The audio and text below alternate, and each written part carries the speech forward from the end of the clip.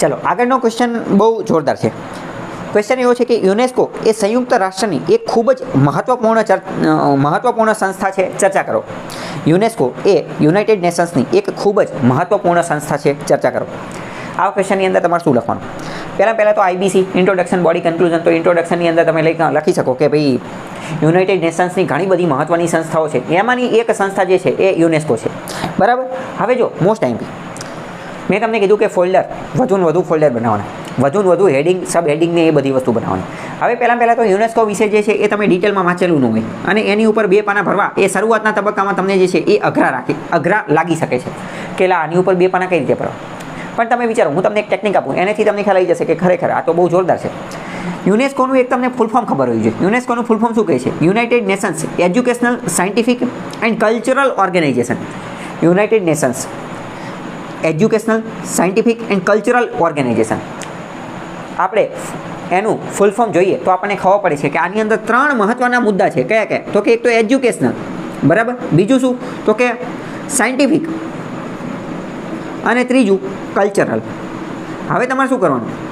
તમારે આ 3 મુદ્દાને ધ્યાનમાં રાખીને જ તે આખો આન્સર લખવાનો. તમારે આ 3 મુદ્દાને ધ્યાનમાં રાખીને જ આખો આન્સર લખવાનો.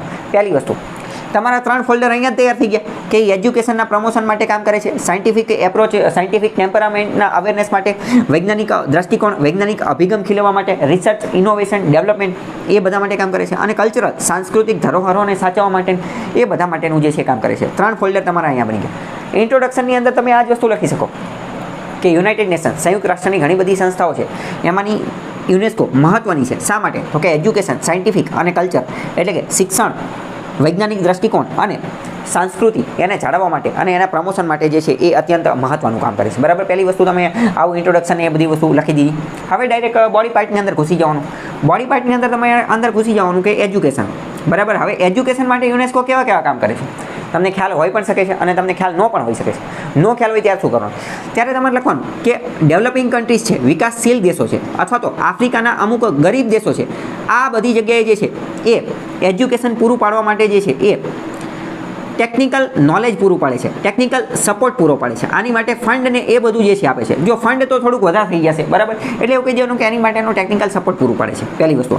બીજી વસ્તુ કે ઘણા બધા અમુક ગરીબ દેશ જે છે ત્યાં સ્કિલ ડેવલપમેન્ટ માટેનું કામ કરે છે, વોકેશનલ ટ્રેનિંગ આપવાનું માટેનું એ બધું કામ કરે છે. એની માટેનું પ્લેટફોર્મ પૂરું પાડે છે, બરાબર.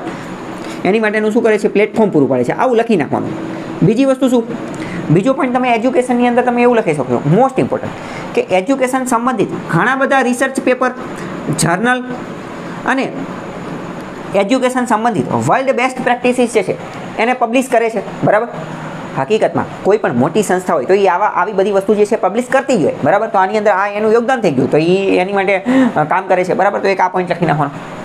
બીજો પોઈન્ટ, હવે આપણે સાયન્ટિફિક એપ્રોચની અંદર જતા રહીએ. તો સાયન્ટિફિક એપ્રોચની અંદર એની અંદર પણ તમારે સેમ એ જ વસ્તુ લખવાની કે વિશ્વ લેવલે જે કોઈ પણ શોધ થાય, બરાબર, તો એને લિપિબદ્ધ કરવાનું, એને પબ્લિશ કરવાનું, જે જર્નલને એ પબ્લિશ કરવાનું, અને અલગ અલગ શોધ પ્રવૃત્તિ, ડિસ્કવરી, ઇન્વેન્શન એ બધાને પ્રોત્સાહિત કરવાનું, એને ઉત્તેજન આપવાનું, એ બધાનું કામ કરે છે. અને એની માટે જે છે અમુક રિસર્ચ પેપરને એ બધું જે છે પબ્લિશ કરે છે, બરાબર. આ લખી શકો. અને અમુક જે મોટી જે શોધ થયેલી છે તો એનો ઉપયોગ લાર્જર પબ્લિક ઇન્ટરેસ્ટની અંદર વધુ અને વધુ લોકોને મળી શકે એ કામ પણ કરે છે. તો એ પણ તમે સાયન્ટિફિક એપ્રોચની અંદર લખી શકો. તો બીજું પોઈન્ટ તમારી ક્લિયર થઈ ગયું. પછી કલ્ચરલ એપ્રોચ, એ તો મોસ્ટ ઇમ્પોર્ટન્ટ. એ તો એવું માનું છું કે ઓલમોસ્ટ ઘણા બધા લોકોને ખબર જ હશે કે કલ્ચરલ સાંસ્કૃતિક એસ્પેક્ટની અંદર શું લખવાનું. તમને ખ્યાલ જ હશે કે યુનેસ્કો દ્વારા WHS વર્લ્ડ હેરિટેજ સાઇટ જે છે એ ઘોષિત કરવામાં આવે છે. વર્લ્ડ હેરિટેજ સાઇટ, તો વર્લ્ડ હેરિટેજ સાઇટ આખા વિશ્વની અંદર જે છે એ ઘોષિત કરવામાં આવે છે. તો એ તો સારો પોઈન્ટ થઈ ગયો. વર્લ્ડ હેરિટેજ સાઇટની અંદર તમે એવું લખો કે કલ્ચરલ કન્ઝર્વેશન માટે સંસ્કૃતિ જે છે સંસ્કૃતિ એના સંવર્ધન માટે કયા પગલાં લેવા જોઈએ એનું ચેકલિસ્ટ જે છે એ યુનેસ્કો આપે છે, એનું ચેકલિસ્ટ આપે છે. બીજું, કલ્ચરલ કન્ઝર્વેશન માટે વર્લ્ડ બેસ્ટ પ્રેક્ટિસીસ જે છે એ કઈ રીતે અપનાવવી જોઈએ એનું લિસ્ટ જે છે આપે છે. આ ઉપરાંત ટેકનોલોજીનો કઈ રીતે ઉપયોગ કરવો જોઈએ, ઇનોવેશન, રિસર્ચ, ડેવલપમેન્ટ એ બધું આ કલ્ચરની અંતર્ગત કેવું લાવવું જોઈએ એ આપે છે. અને બીજું આની અંદર તમારું ઉદાહરણ નહીં દઈ જવાનું કે ભારતની અંદર આટલી વર્લ્ડ હેરિટેજ સાઇટ આવેલી છે ને એ બધી વસ્તુ, બરાબર. બીજું મોસ્ટ ટાઈમ વસ્તુ, યુનેસ્કો જે છે એ ઇનટેન્જિબલ કલ્ચર હેરિટેજ જે છે, ઇનટેન્જિબલ કલ્ચર હેરિટેજ ગુજરાતીમાં કહેવાય અમૂર્ત વારસાની યાદી જે છે એ પણ રજૂ કરે છે. એનું લિસ્ટ જે છે એ પણ જાહેર કરવામાં આવે છે. તાજેતરમાં હમણાં થોડાક સમય પહેલાં તે આપણા જે ગુજરાતના ગરબા જે છે એને ઇનટેન્જિબલ કલ્ચર હેરિટેજ, અમૂર્ત વારસાની યાદીમાં જે છે એ સ્થાન મળેલું છે. છૌ ડાન્સ છે, કલબેલિયા ડાન્સ છે, ઘણી બધી વસ્તુ છે. આપણે જે વૈદિક વેદોનું જે રીતે ઉચ્ચારણ કરવામાં આવે છે, ચેન્ટિંગ ઓફ વેદાસ, બૌદ્ધિસ્ટ ટ્રેડિશનની અંદર, લદ્દાખની અંદર એ લોકો જે રીતે ઉચ્ચારણ કરે છે પોતાના મંત્રોનું, એને પણ જે છે એ આની અંદર ઇન્ટેન્જિબલ કલ્ચર હેરિટેજ જે છે એની અંદર સ્થાન મળેલું છે. તો આવા ઉદાહરણ જે છે એ પણ લખી નાખવાના. તો મતલબ કે એક રીતે સંસ્કૃતિને બચાવવા માટેનું, કન્ઝર્વેશન કરવા માટેનું, એના સંરક્ષણ માટેનું અને એને વધારે આગળ કઈ રીતે લઈ જઈ શકાય એને લિપિબદ્ધ કરવા માટેનું, એની માટેના જર્નલને એ બધું પબ્લિશ કરે છે. અને આ બધા એની માટેનું એને રિકગ્નાઇઝેશન, એને ઓળખ આપે છે. રિકગ્નાઇઝેશન એક પોઈન્ટ લખી શકો. બીજું મોસ્ટ એમ્પી વસ્તુ, સાંસ્કૃતિક વારસો અત્યારની આધુનિક પેઢી સુધી, યુવાનો સુધી પહોંચાડવા માટેનું કામ પણ જે છે એ કરે છે. તો આવા બધા પોઈન્ટ જે છે તમારે લખી નાખવાના. ઇન શોર્ટ, તમે એક વસ્તુ નોટ કરી, મેં ઘણા બધા લેક્ચરની અંદર, પેઇડ લેક્ચરની અંદર ને બધા લેક્ચરની અંદર આ વસ્તુ સમજાવેલી છે. હકીકતમાં આખી પરીક્ષા જે છે ને એ કીવર્ડનો ખેલ છે. કીવર્ડ કેટલા મહત્વના છે એ ઓલરેડી મેં તમને ઘણા બધા વિડીયોની અંદર સમજાવેલું છે. એક કીવર્ડના આધારે તમે ઘણો આન્સર લખી શકો. જેમ કે યુનેસ્કોના ફૂલ ફોર્મ હતું, યુનેસ્કોનું ફૂલ ફોર્મ, યુનેસ્કોનું ફૂલ ફોર્મ.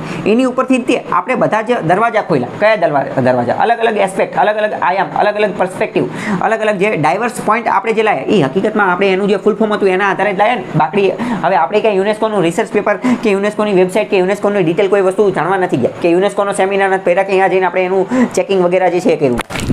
આપણે આ બધું કઈ રીતે ચેક કર્યું? તો કે આના આધારે. આ ઉપરાંત આપણે બીજી વાત કરીએ, man and biosphere reserve. Man and biosphere reserve, જૈવ આરક્ષિત ક્ષેત્રનું તમે નામ સાંભળેલું છે, જૈવ આરક્ષિત ક્ષેત્ર. તો એના સંવર્ધન માટે પણ યુનેસ્કો જે છે એ યાદી લોન્ચ કરે છે. આપણે નળ સરોવરને ઘણા બધા અમુક વેટલેન્ડને જે જૈવ આરક્ષિત ક્ષેત્ર જે છે, મેન એન્ડ બાયોસ્ફિયર રિઝર્વ, બરાબર. તો એ પણ એની યાદી જે છે એ પણ આના દ્વારા રજૂ કરવામાં આવે છે.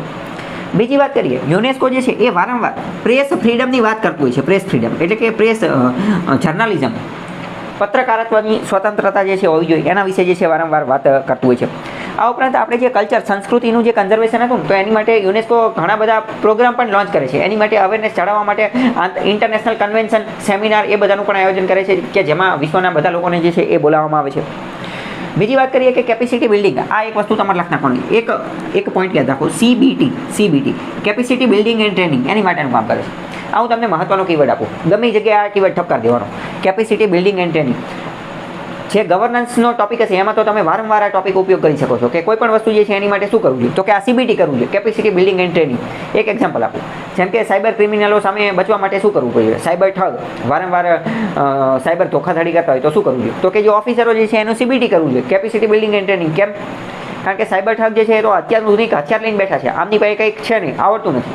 બીજી વસ્તુ, સરકારી કર્મચારી જોઈ લો, કોઈ પણ વ્યક્તિ જોઈ લો તો બહુ મોટી ઉંમરના હશે, જૂના લોકો હશે, બરાબર. તો એમને અત્યારની આધુનિક ટેકનોલોજીના સંબંધમાં એને સંબંધિત જે છે એ કામ કરી શકતા નથી, એ મતલબ કે એને અનુરૂપ થઈ શકતા નથી. એટલે એમને શું કરવું જોઈએ? ટ્રેનિંગ આપવી જોઈએ, કેપેસિટી બિલ્ડિંગ કરવી જોઈએ. કોઈ પણ ડિપાર્ટમેન્ટ કોઈ પણ જગ્યાએ લઈ લો તો યુનેસ્કો જે છે CBTનું કામ પણ કરે છે, આંતરરાષ્ટ્રીય ધોરણે, વૈશ્વિક ધોરણે, કેપેસિટી બિલ્ડિંગનું, બરાબર. બીજી વસ્તુ કે સાયન્ટિફિક રિસર્ચ જે છે એને પ્રોત્સાહન આપે છે, અલગ અલગ.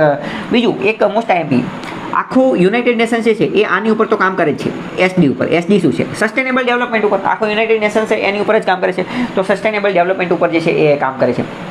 આપણે વાત કરીએ કે ચોથા નંબરનો ગોલ છે, SDG ગોલ ચોથા નંબરનો, કે affordable and universal education for all, બધા માટે શિક્ષણ, બધા માટે સમાન અને સહિયારું શિક્ષણ. તો યુનેસ્કો પણ એની સાથે જોડાયેલું છે. યુનેસ્કો એ ગોલ, ચોથા નંબરનો ગોલ જે છે એને પૂરો કરવા માટે જે છે એ ઘણું સારું એવું જે છે એ કામ કરે છે. તો આવા બધા ડાયવર્સ પોઈન્ટ જે છે તમે લઈ શકો છો. પણ મોસ્ટ ટાઈમથી આપણે કહી દઈએ, આપણે જો આનું ફૂલ ફોર્મ જે છે એના આધારે જે અંદર ઘૂસતા ગયા અને અલગ અલગ દરવાજા, અલગ અલગ દિશા, પર્સ્પેક્ટિવ જે છે ગોતતા ગયા. લાસ્ટમાં તમે જે છે એ શું કરી શકો? તો કે લાસ્ટમાં આનું કન્ક્લુઝન તમારે બાંધવું પડે. કન્ક્લુઝન તમે કઈ રીતે લખી શકો? કન્ક્લુઝન આ જ બધાનું જે છે એ ભેગું કરી એક સમરી ટાઈપ આપવાનું, કે ભાઈ આજે મનુષ્ય જે છે એ ક્લાઇમેટ ચેન્જની એની સામે લડી રહ્યો છે, ભૌતિકવાદ તરફ જતો રહ્યો છે, જે કોર્પોરેટ જગતની આંધળી દોટ મૂકી રહ્યો છે, પૈસા પાછળ આંધળો ભાગી રહ્યો છે. આવા સમયની અંદર યુનેસ્કોનું જે યોગદાન જે છે શિક્ષણની અંદર, વિજ્ઞાનની અંદર અને સંસ્કૃતિની અંદર, એ જે છે એ કાબિલે તારીફ છે અને ઘણું આગળ પડતું છે, જે ખરેખર ખૂબ સારું છે. બીજું, વર્લ્ડ પીસ સાથે પણ આને જોઈન્ટ કરી શકો, કે વિશ્વિક શાંતિ માટે પણ આ જે છે એ મહત્વનું છે અને સંસ્કૃતિની જાળવણી માટે પણ આ મહત્વનું છે. તો આવી રીતે આખો આન્સર ડીલ કરી શકો.